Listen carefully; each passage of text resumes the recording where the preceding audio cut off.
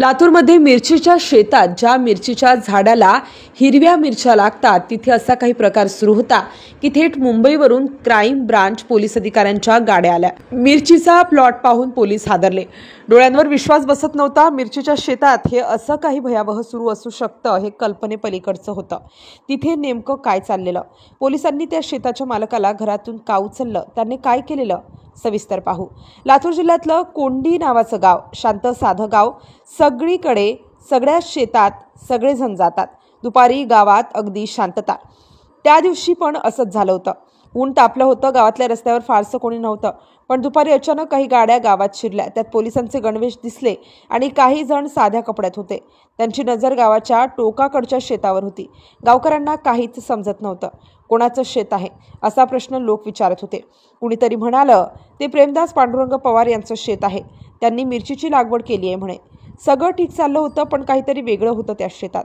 Police गाड्या थांबल्या। सगळ्यांनी पायपीट सुरू केली। थेट त्या शेतात शिरले आणि काही क्षणात आवाज आला, सगळे बाजूला व्हा, कुणीही आत येऊ नका। गावकऱ्यांनी दुरून पाहिलं। हिरवीगार झाडं होती, पण त्यांचा वास काही वेगळाच, मिरचीसारखा नव्हता। पानांचा आकारही थोडा वेगळा होता।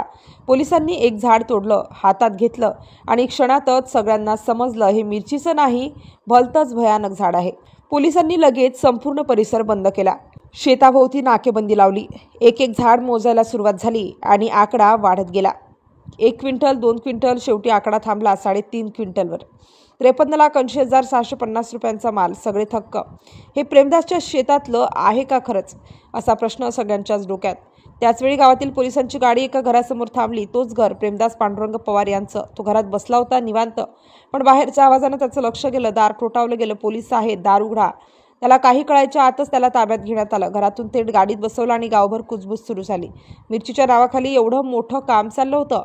गावकऱ्यांनी सांगितलं, दररोज आम्ही त्या शेताजवळून जात होतो, झाडं बघायचो, वाटायचं मिरची आहे, पानं थोडी वेगळी दिसायची। विचारायचं म्हटलं की तो म्हणायचा, नवीन जात आहे मिरचीची। कोणाला काही कल्पना नव्हती की त्या झाडाखाली एवढा मोठा गुन्हा लपवला जात होता। पोलिसांनी सगळी झाडं उपटून ट्रकमध्ये भरली। शेतात उरलं फक्त काळ्या मातीचं पटांगण आणि हवेत उरला एक तीव्र वास गांजाचा। ती झाडं गांजाची होती।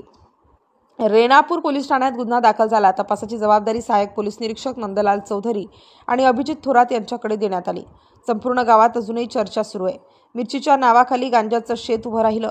काही जण म्हणतात त्याला लालच झाला असेल, तर काही जण म्हणतात कुणीतरी फसवलं असेल। पण एक गोष्ट ठाम, ज्या शेतात मिरच्या यायच्या अपेक्षा होत्या तिथून पोलिसांनी उचललं 3.5 क्विंटल गांजा।